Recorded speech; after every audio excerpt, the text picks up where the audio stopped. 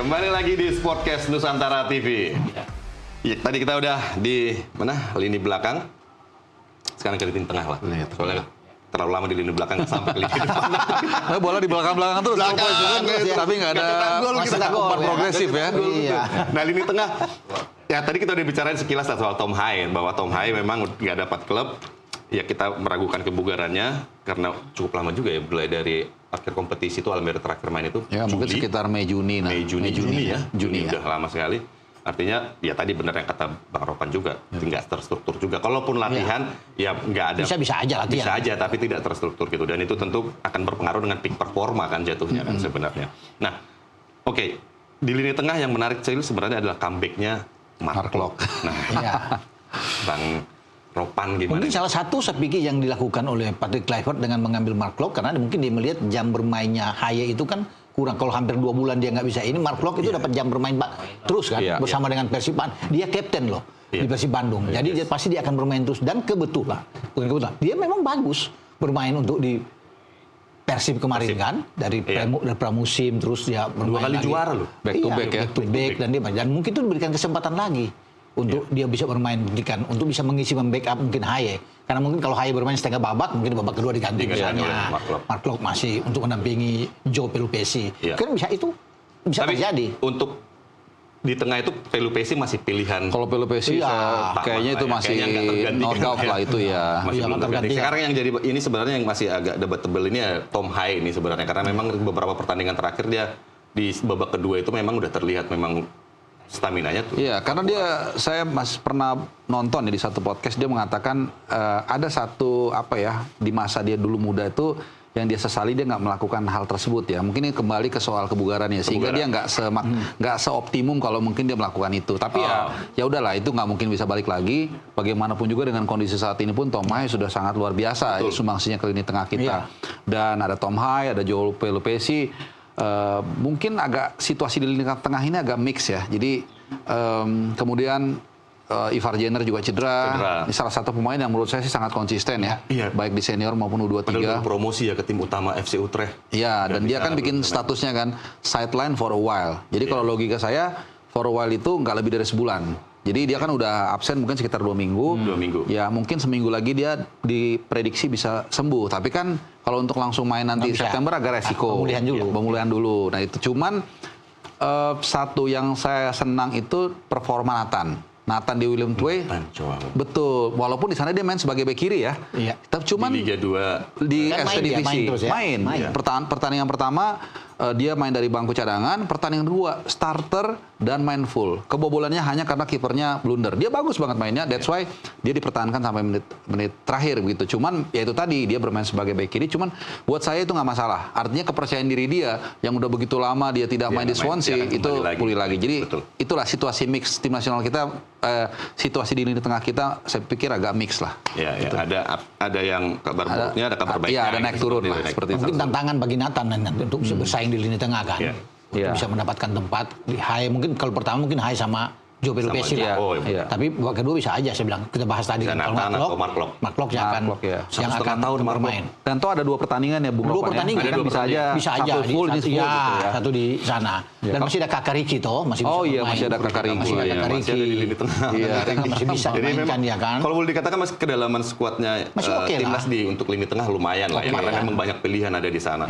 Ada Yarki Kambuaya tadi ada di sana, dan Nathan Chonaun yang lagi on fire juga. Terus ada Mark Klok juga. Yang kalaupun dibilang pemanggilan setelah 1,5 tahun itu kan bikin orang bergairah banget kan.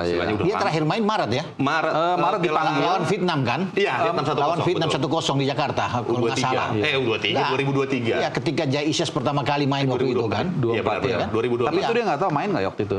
Itu terakhir. Dipanggil kan? Terakhir, iya. Dipanggil, nggak pernah dipanggil lagi setelah itu. Nggak, maksudnya pas lawan Vietnam itu dipanggil tapi nggak main.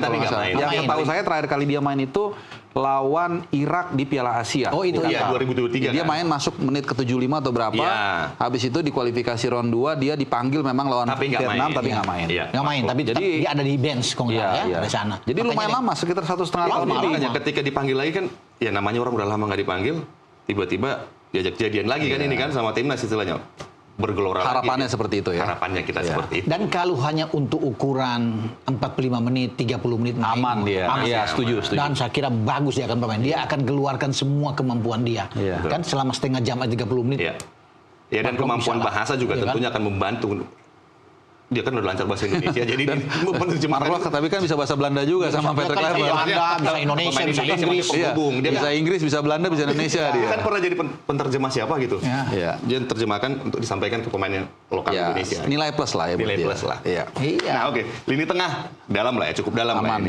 Aman lah ya. Cukup aman. Cukup aman di tengah. Sayap. Tinggal di sayap. Tadi kalau kata Bang Ropan numpuk sekali. Iya, numpuk memang. Apalagi sayap kiri tuh. Terutama di kiri kan. Bagian kiri kan. Itu agak miring begini kalau di kiri tuh. Agak miring gitu. Kalau kapal agak oleng tuh gitu kan. Gitu. Miring ke kiri.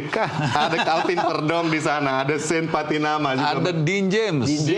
Bahkan sebenarnya Hapner sama Dix juga bisa main di LB. Bahkan Eliano Rangers juga masih bisa. Kalau mau dipaksa ya. Nathan Cho masih bisa. Nathan Cho ada berapa? 7 atau 8. Justin Hapner bisa main di kiri semua. Karena kaki kiri semua itu kan. Dan natural mereka ada kiri. Left foot loh itu. Jadi kan masuk akal. Kenapa Pratama yang tampil reguler? Tapi sebenarnya kalau saya Bung Marco ya, saya agak kurang sepakat sebenarnya kalau Pratama nggak dipanggil. Menurut saya ya. Karena ini uji coba gitu. Karena ini uji coba dan suka atau nggak suka lemparan ke dalamnya dia make something. Suka atau nggak suka. Dan betul. kita kan lawan Vietnam 1-0 nggak ada lemparan ke dalam dia juga.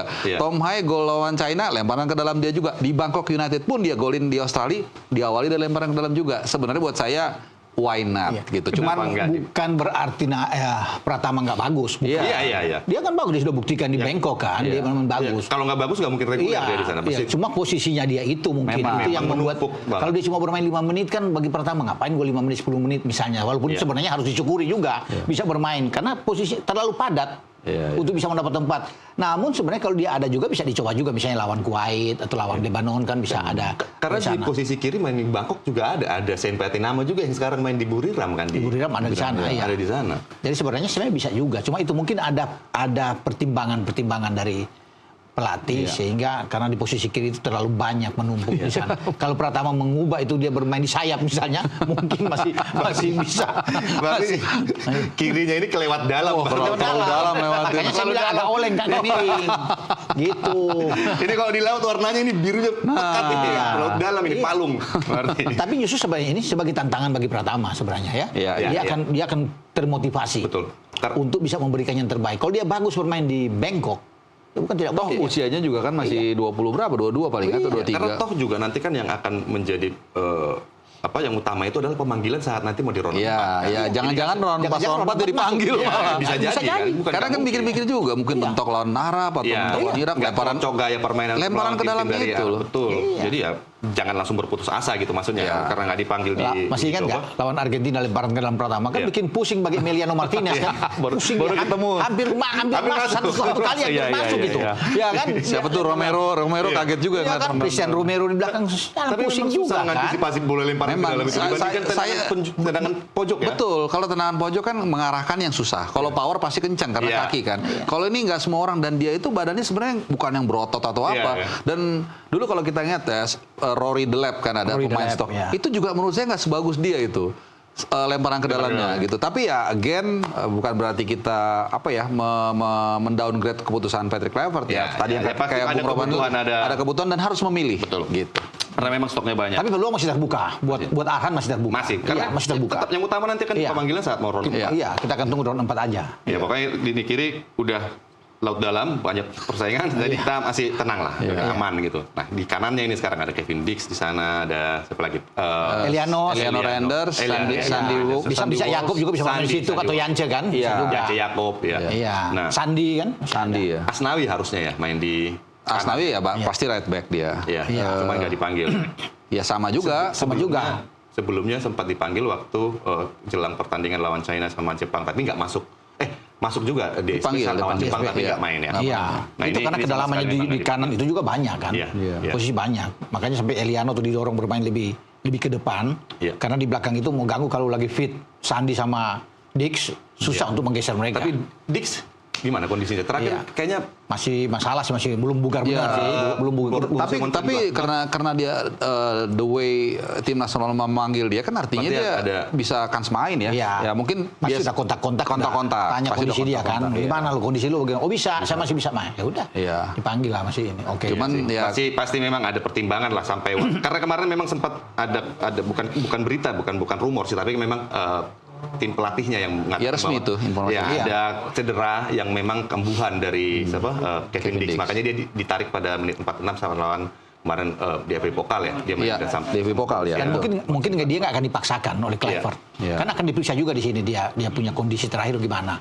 Jangan memaksakan dia main, kalau dia cedera lagi bahaya lagi. Dia cedera juga di timnas sudah lawan Jepang pertama kali kan debutnya dia lawan Australia nggak salah. Iya kan, jadi nggak boleh dipaksakan, apalagi dalam kondisi yang dia tidak 100% betul kan ketika dia datang. Jadi mungkin dia bisa bermain super sub di babak kedua. Sandi mungkin akan main pertama ya, dikasih kesempatan 10 menit ya bisa aja. Nah Sandi nih Sandi belum main ya di Buriram ya?